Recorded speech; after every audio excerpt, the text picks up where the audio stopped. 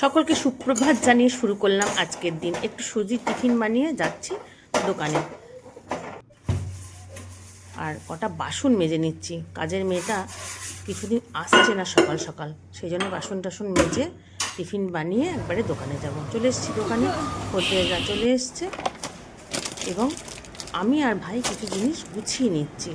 Gift item কিছু নিয়ে আসা হয়েছে, ও ওই দিক থেকে প্যাকেট করছে। বাড়িতে এসে একটু করলাম, মানে পল ছাত্র একজন দিয়েছিল, সেটা তৈরি করলাম। ব্যাটা যাবে ইনস্টিটিউট, খেতে বসে গেছে, তাই ওকে দিয়ে দিচ্ছি। জীবন যুদ্ধের আরেকটু কথা, ছেলেকে কি করে তৈরি করলাম সেই নিয়ে দ্বিতীয় পর্ব।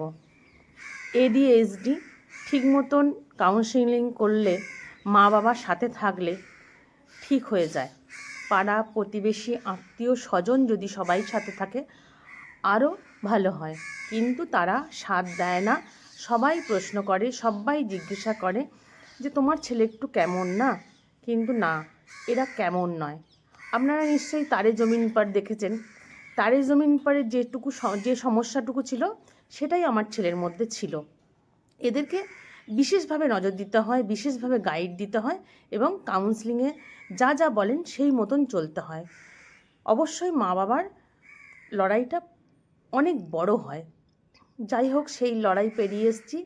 আমার ছেলেকে এখন আমি মানুষের মাঝখানে বার করতে পারি, বলতে পারি আমার ছেলে এটা করছে।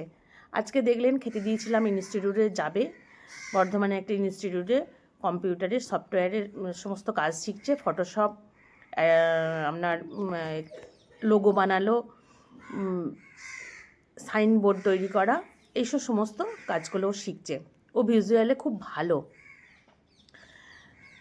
কেউ যদি পড়াশোনায় পিছিয়ে থাকে, আমাদের ভারতবর্ষ এমনই দুর্ভাগা দেশ, পড়াশোনায় পিছিয়ে থাকলে সে কেমন হয়ে যায়। ওকে যখন প্রথম কাউন্সেলিংয়ে নিয়ে গেলাম, তখন ও ভিজুয়ালে স্কোর করেছিল 100তে 130। তখনই ডাক্তারবাবুদের খুব মন খারাপ হয়ে গেছিলো এবং বলেছিলেন যে ভারতবর্ষ আমাদের দুর্ভাগা দেশ, ভারতবর্ষে এটা নাই।